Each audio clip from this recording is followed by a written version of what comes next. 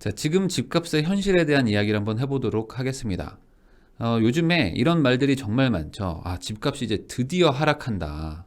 그래서 이제 완전히 하락세로 전환됐구나 라는 얘기도 많고, 거기에 넘어서 이제 얼마까지나 떨어질까? 야, 진짜 막 기대감까지 이제 표시하는 분들도 많아요. 그러니까 이제 집값 하락은 시작됐고, 여기서 끝나는 게 아니고 이제 이렇게 떨어질 것이다 라고 하면서 뭐 댓글도 달고 뭐 기사 같은 거에 의견도 다는 분들이 많은데, 반대로 이런 얘기 하는 분들도 있습니다. 아니, 무슨 소리예요? 지금 뭔가 이상한 것 같은데 요즘에 집값이 오히려 올라가고 있어요.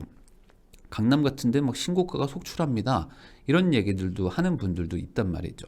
그러면 도대체 이게 누가 맞는 걸까? 이게 궁금하시죠? 이 얘기의 시작은 한 4개월 전으로 돌아갑니다. 연합뉴스 기사입니다. 수도권 집값이 8월에만 1.88%가 상승했다. 그래서 14년 8개월 만에 최고치를 찍었다라는 게 기사가 있습니다. 이게 2021년 8월 29일 기사인데, 작년 8월만 해도 1.88%가 올랐어요. 한 달에. 그러면은 12달 곱하면은 거의 20% 이상 올라가는 수준의 상승세였죠. 그러면 이게 8월 한 달만 이랬을까? 오히려 그 7월 달보다 더 많이 올랐거든요. 그러니까 그 4, 5, 6, 7 하면서 시세가 막 계속 막 급등하고 있었어요. 말 그대로 진짜 불이 붙은 것처럼 시세가 올라가고 있었던 게 작년 8월입니다. 그래서 14년 8개월 만에 최고치를 찍었었죠. 그런데 이런 불같은 상승세가 8월에 끝날까? 아니, 1.88%인데 그럼 9월, 10월, 11월 해서 어느 정도 이렇게 계속 가잖아요. 그런데 그게 이상하게 갑자기 급락하면서 식기 시작합니다. 자, 21년 11월 30일 기사입니다. 8월 대비해서 3개월밖에 안 지났는데 서울 집값 고점 찍었나 중소형 아파트 가격은 내림세로 뚜렷하다. 그래서 가격이 오히려 8월까지 이렇게 급등하던 게 3개월 만에 지지부진하더라. 그러면 이게 뭘까? 이렇게 뭔가 큰 기울기의 변화가 생기는 거면 어떤 일이 있었을 거 아닙니까? 그러면 그 3개월 사이에 무슨 일이 있었는지를 좀 보면은, 가장 큰 건 대출 중단 사태. 대출을 아예 막아버렸었죠. 그래서 전세자금 대출 안 나오고 뭐 중도금 대출 안 나온다고 해서 사람들이 계약 파기하고 그랬죠. 그리고 신용대출 축소도 있었습니다. 원래 연봉의 2배, 3배 빌려주던 거를 연봉의 100% 이하로 막아버렸죠. 그리고 DSR 강화 정책도 원래는 뭐 반년 정도 시간을 주겠다고 한 걸 막 당기기 시작했어요. 그래서 부랴부랴 막 대출을 소득 기준으로 더 막아버리고, 그리고 기준금리도 올렸습니다. 그래서 이 네 가지를 합쳐보면 결국엔 어떻게든 이 돈줄을 막아야 된다. 그러니까 여러분들도 한번 생각을 해보세요. 8월까지 이렇게 올라가고 있는 거예요. 막 미친 듯이 올라가는 거예요. 그러면 어떻게 해야 되겠어요? 우리 형들 입장에서 야, 이거 어떻게 해? 야, 막아야 돼. 어떻게 막지? 이거 돈줄을 끊읍시다. 그래야지만 이 상승세를 막을 수 있습니다. 라고 생각을 하게 될 수밖에 없잖아요. 그런데 거기서 끝나지 않습니다. 기준금리가 원래 1%였는데 이번에 또 올라갔어요. 1월 14일 기사입니다. 그래서 22개월 만에 코로나 이전 수준으로 회복이 됩니다. 그래서 이번에 금리를 이제 세 번째 올린 거죠. 여기 지금 이주열 한국은행 총재인데, 여기 보면 눈만 보면 지금 이렇게 웃고 계신 것 같아요. 맞죠? 이렇게 웃고 계신 것 같긴 한데, 웃으면서 이렇게 망치를 치셨어요. 어쨌든 지금 8월, 11월, 1월 이렇게 해서 세 번 연속적인 느낌으로 금리가 계속 올라가고 있는 추세다. 자, 그러면 이렇게 금리도 계속 올리고 대출 규제도 하고 하면은 어떻게 돼요? 아까 돈줄을 막는다고 그랬죠. 그래서 실제로 보면 대출이 원래는 막 계속 막 늘어나고 막 대출을 계속 받으러 오고 뭐 가계대출이 계속 증가합니다라고 하는데 갑자기 줄어들기 시작합니다. 그러니까 원래는 연말이면 대출 막 받는데 갑자기 대출이 급감해요. 그러니까 막 7조 정도씩 막 받던 대출 금액이 갑자기 이렇게 줄어드는 이유는 도대체 뭘까라는 거죠. 결국에 우리 형들이 틀어 막았다. 그러면 결국에 왜 사람들이 집을 살 때 대출을 받는 거를 막았을까? 못 사게 만들겠다는 거죠. 자, 그래서 당연히 거래를 할 수가 없습니다. 살 수가 없으니까. 그래서 지난해 11월에 전국 주택 매매량이죠. 그러니까 거래량이 6만 7천 건이었는데 전년 대비 거의 절반, 반토막이 났다는 겁니다. 그래서 이거를 어떤 분들은 집값이 비싸니까 안 사죠 라고 얘기하는 분들도 있는데 7월, 8월에 막 사람들이 막 집을 사고 있었는데 갑자기 10월, 11월에 거래가 뚝 끊겼다는 거죠. 뚝. 그거는 뭔가 인위적인 어떤 요건이 있었을 것이다. 그래서 뭐 전년 대비 뭐 20%씩 막 감소하고 뭐 지방은 10%도 감소하고 막 하는데 계속 거래량은 급감하고 있는 추세다라고 이해를 하시면 될 것 같아요.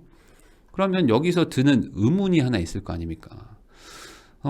이렇게 쉬운 방법이 있잖아요. 집값이라는 거는 대출을 막아버리면 되네. 돈줄을 그냥 이게 막아버리면 사람들이 집을 못 사니까 거래가 안 되면서 가격이 내려가는구나 라는 이 좋은 방법을 왜 그동안 안 썼을까라는 의문이 들지 않으세요?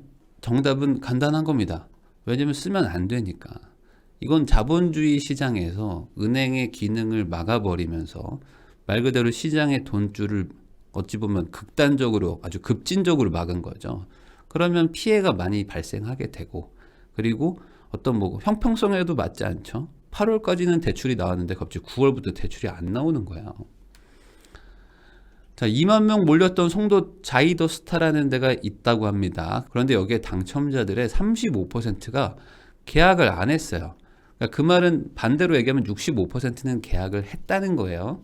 그러면 요즘에 청약되는 게 엄청 힘들다고 하는데 당첨은 됐어요. 당첨됐는데 당첨되고 계약을 안 하는 거예요. 그러면 이 사람들은 왜 계약을 안 할까? 굳이 내가 여기다 청약까지 넣었는데 그 피해 앞으로 재당첨 기한 제한 같은 것들의 페널티까지 받아가면서 왜 이거를 계약 안 했지?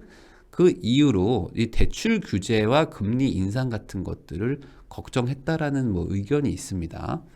왜냐면 이게 9억을 넘어가는데 이 9억이 넘으면 중도금 대출 막 이런 게 막 안 되거든요.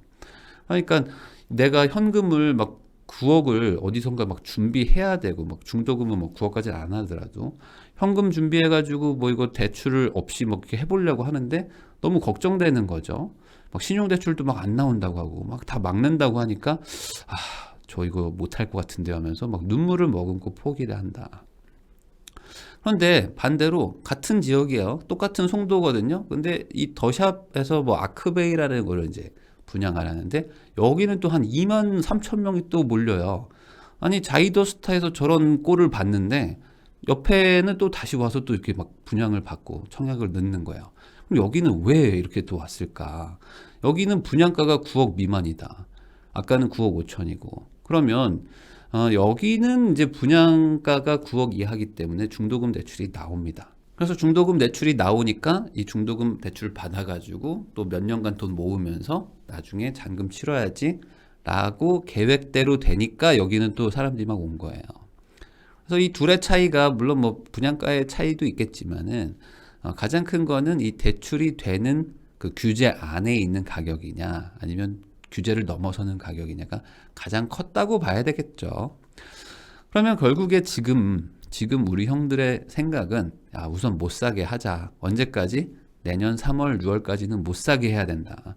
왜냐면 사게 내비두면 계속 신고가가 찍히고 막 하니까 그거를 작년 8월, 9월까지 다 봤잖아요. 그러니까 이거를 못하게 해야 되니까 극단적으로 지금 돈을 쥐고 있는데 그럼 이렇게 되면은 결국에 이 문제라는 건 해결이 된 걸까라는 거에 대한 생각을 해봐야 됩니다.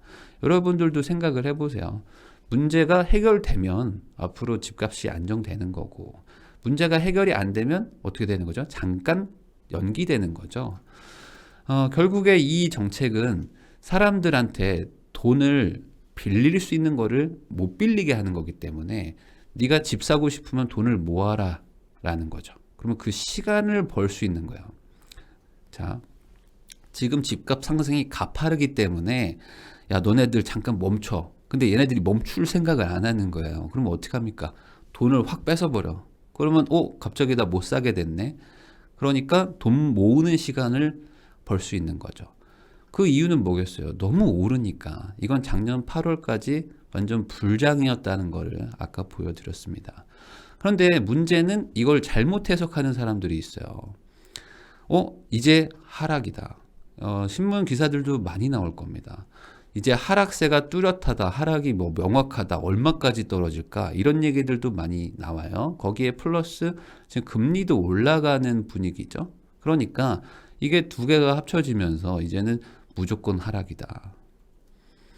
그러면 어떻게 됩니까? 내가 뭔가 하락을 바라던 분들 입장에서는 내가 그동안 어떤 기회를 놓쳤는데 그 놓친 기회 동안 집값이 막 상승했었잖아요. 그래서 그거를 보면서 솔직히 화도 나고 좀 걱정도 됐었는데 이제 진짜 막 언론에서도 하락한다고 그러고 막 금리 올라간다고 하니까 내 선택이 틀리지 않았다는 느낌도 받을 수 있잖아요. 자, 그런데 실제로 집값은 그러면 어떻게 되고 있는 걸까? 이 신문 기사 말고 통계 자료를 가지고 한번 보자 이거죠. 지금 제가 5년간 전국 아파트 가격 지수라고 해서 제가 그래프를 하나 만들어 봤는데요. 2017년 1월부터 2022년 1월이니까 이제 5년 정도 됐죠. 그래서 2017년 1월이 가격이 100이다 라고 가정을 하고 이때부터 얼마나 상승했을까를 제가 보여드리겠습니다. 이 파란색이 전국 평균이고 이 주황색이 쪽이 서울이에요. 그리고 요 회색이 경기도입니다. 그리고 요 5대 광역시, 인천 빼고요. 인천 빼고 5대 광역시를 그냥 지방의 대표라고 생각해서 제가 이렇게 넣어봤어요. 그러면 2017년에 다 100이라고 가정하면 지금 가장 많이 오른 곳은 서울입니다. 서울은 지금 거의 160이 넘어갔죠. 그러니까 60% 이상 상승한 거예요. 60% 아파트 기준입니다. 그리고 경기도도 50% 넘게 상승했죠. 그리고 전국적으로도 한 40% 상승. 그리고 이제 지방 5대 광역시도 한 30% 정도는 상승을 했습니다. 그리고 대부분 가격이 이제 급등한 게 2020년도부터 20년 이후부터 급등을 하게 됐죠. 그런데 어떻게 이렇게 서울, 경기, 뭐 부산, 대구 할 것 없이 같이 이렇게 스타트를 했을까요? 이때 임대차 3법이 통과되면서 가격이 전국적으로 폭등을 하게 됐습니다. 자, 그런데 지금 보세요. 지금 우리는 여기에 살고 있잖아요. 여기가 지금 이렇게 꺾였냐 이거죠. 자, 여기가 지금 꺾이지 않았습니다. 꺾이지 않고 지금도 여전히 상승을 하고 있는데 이 상승의 폭이 그동안 우리가 겪었던 한 1년 반 사이에 막 미친 듯한 이 상승세가 아니어서 이제 오히려 하락하는 것처럼 체감이 되는 거지 여전히 오르고는 있거든요. 물론 지역별로 조금씩 뭐 하락세가 있다라고 하는 데들이 있는데 그런 데들은 뭐 0.03% 떨어지는 거고 여전히 거의 80% 이상, 90% 이상의 지역들은 상승을 하고 있어요. 근데 이때처럼 이렇게 막 미친 듯한 상승은 아닌 거죠. 자, 그런데 여기서 특이한 부분이 하나 있습니다. 특이한 부분. 자, 여기 있죠. 여기를 한번 보자. 2018년 한 9월, 10월 이쯤부터 자, 보세요. 여기가 지금 급등하고 있잖아요. 서울이 막 급등합니다. 근데 갑자기 평평해졌어요. 여러분들 보이시죠? 이게 급등하다가 갑자기 이렇게 평평해지는 구간이 오죠. 그리고 경기도도 급등하다가 평평해집니다. 그리고 이제 지방 5대 광역시는 이렇게 원래 뭐 크게 뭐 변화가 없었어요. 이때는. 자, 그러면 이때 도대체 서울과 경기도를 이렇게 평평하게 눌러버릴 수 있는 보합기를 만들어냈던 건 도대체 뭘까? 이때 무슨 일이 있었냐면은 이제 9.13 대책이라고 해서 18년도 9월 13일에 대책이 터지면서 다주택자들한테 대출을 이제 금지해 버립니다. 그리고 금리도 그때 올렸어요. 금리도 올리고 뭐 종부세도 올리고 뭐 양도세도 올리고 하여간 막 다 올리던 시절입니다. 종합 세트 2탄 해가지고 대출 규제부터 뭐 세금 규제까지 다 나오던 시절이었어요. 그리고 뭐 1주택자들 뭐 양도세 감면 받는 것들도 막 축소시켜가지고 어떻게든 집을 사지 못하게 하려고 했던 정책. 어찌 보면 지금과 좀 비슷하죠. 대출 규제로만 보면은. 그래서 그때 이런 일이 딱 터지니까 이렇게 갑자기 횡보를 하기 시작하는 거예요. 이 그래프처럼. 그러니까 왜냐면 이렇게 급등하던 게 갑자기 이렇게 꺾이는 게 사실 이상할 수 있잖아요. 어느 정도 완만하게 뭐 바뀌어야지. 자, 그러면 과거로 돌아가 보는 거야. 그럼 2018년도, 2019년도 초에는 무슨 일이 있었을까?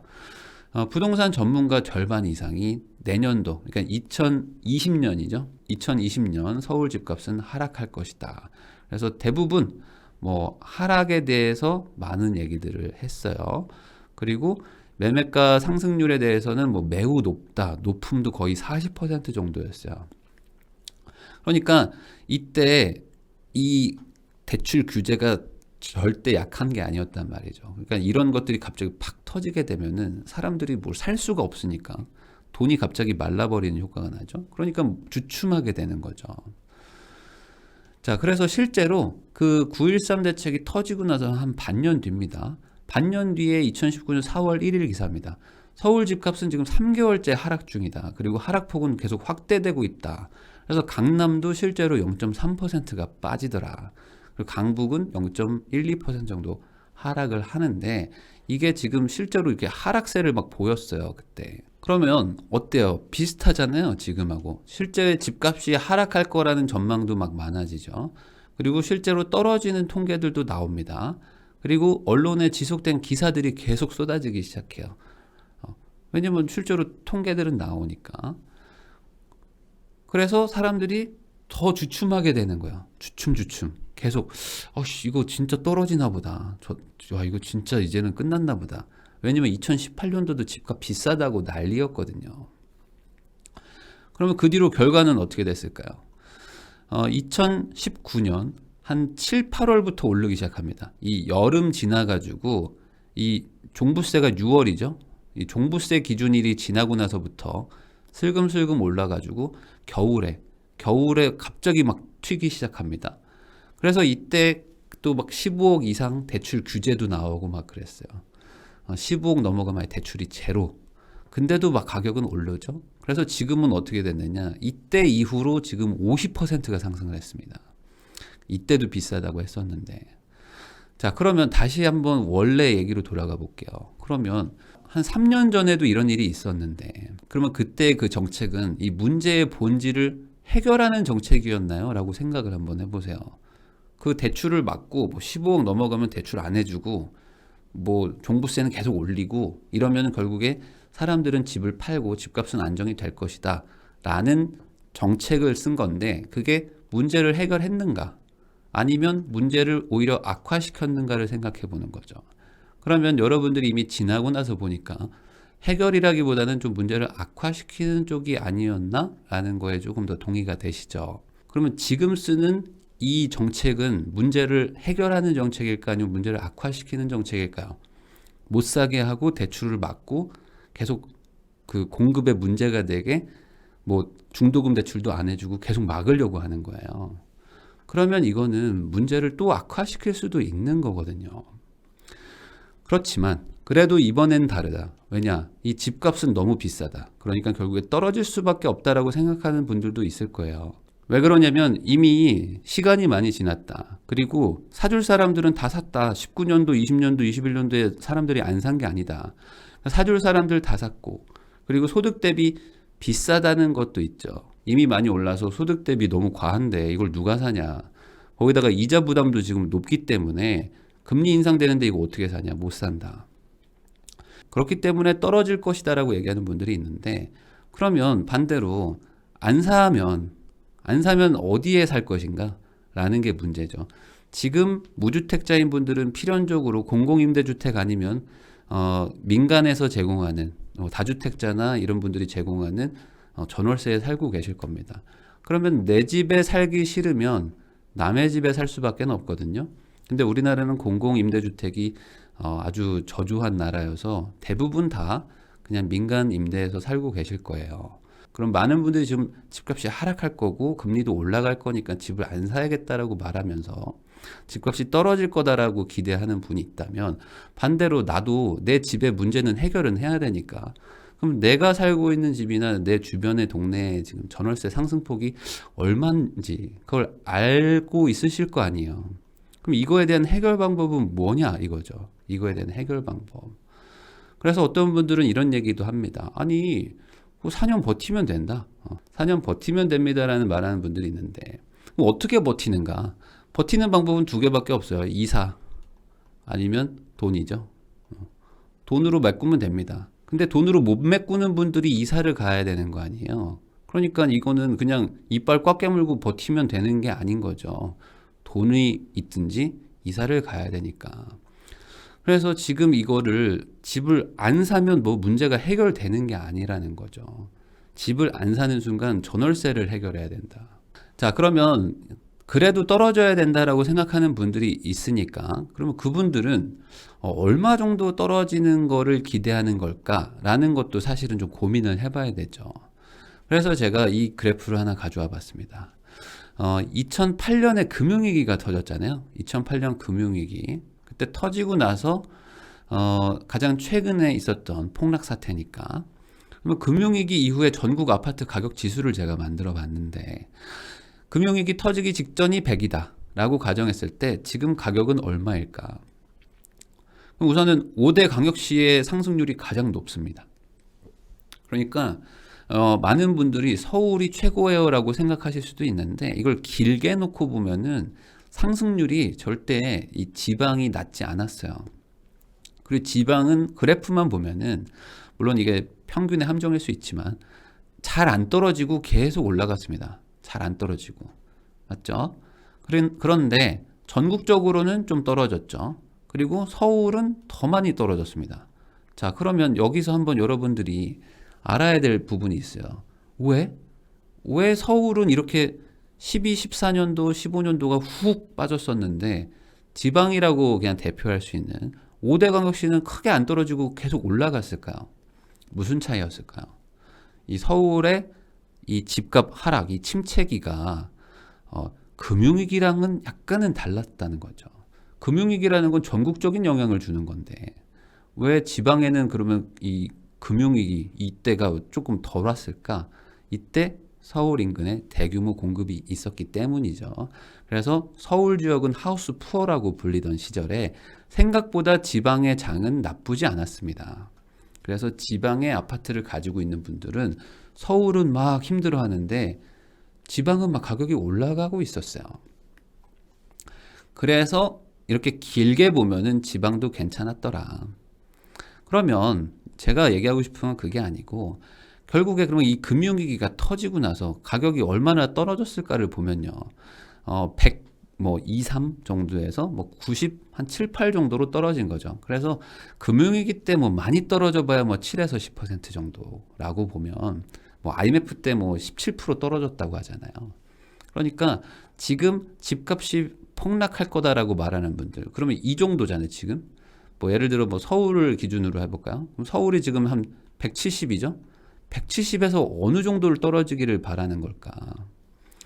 그러면 한 130 정도는 떨어져야 되나요? 130 정도? 이 정도? 그러면은 지금 기준으로 거의 3, 40%의 폭락이 오는 거죠. 그러면 지금 금융위기나 IMF 때보다 훨씬 더 거의 2배 이상, 3배 정도의 집값의 대폭락이 와야 되는데 그럼 이거 이상의 경제적 충격이 오기를 기대하고 있는 걸 수도 있거든요. 이게. 그러니까 단순히 올랐으니까 오른 것만큼 떨어지라 라고 말하는 거일 수도 있지만 한 번 오른 게 다시 내려가는 게 그만큼 이게 쉽지 않은 일일 수 있다는 거죠. 자, 그런데 문제는 이겁니다. 이 사람은 사실 듣고 싶은 얘기만 듣거든요. 그래서 제 방송을 보는 분들은 집값이 오르는 걸 기대하고 이걸 보고 계신 걸 수도 있어요. 근데 사실은 유튜브를 보는 분들 중에 훨씬 많은 비중이 유주택자 분들이 많습니다. 대부분 집을 가지고 있는 분들은 그냥 걱정 정도 하지 이렇게 열심히 찾아보고 이런 분들은 소수거든요. 내가 지금 집이 없으니까 사실 더 부동산에 관심이 더 있으신 것도 있잖아요. 그러면 무주택자 분들은 이 유튜브 쪽에 훨씬 더 많이 시간도 투자하시고 공부도 한단 말이죠. 그러면 이런 분들이 떨어지는 걸 기대하고 뭔가 찾아보고 검색한다. 그래서 그런 분들이 만약에 제 영상이 딱 보이고 그리고 제가 만약에 안 떨어진다고 올라간다고 얘기를 하면은 기분이 좀 안 좋으실 수도 있어요. 저도 이해는 합니다. 그리고 제 이야기가 틀릴 수도 있겠죠. 당연히. 제가 예언가가 아니니까. 그렇지만 제가 봤을 때 지금 이 상황과 지금 흐름과 그리고 어떤 정책과 이런 것들을 볼 때 저도 이제 투자한 지가 이제 한 12년 정도 넘어가니까 그리고 저도 이제 주택 투자를 많이 하는 사람이잖아요. 그러면 제가 봤을 때는 이렇게 보인다라는 얘기를 하는 거죠. 근데 많은 분들이 이런 오해를 하시더라고요. 뭐냐면 이 하락한다고 해야지만 진실한 사람인 거고 상승한다고 말하면은 거짓말을 하는 사람이다라고 생각하는 분들이 있는데 저는 그렇게 생각 안 합니다.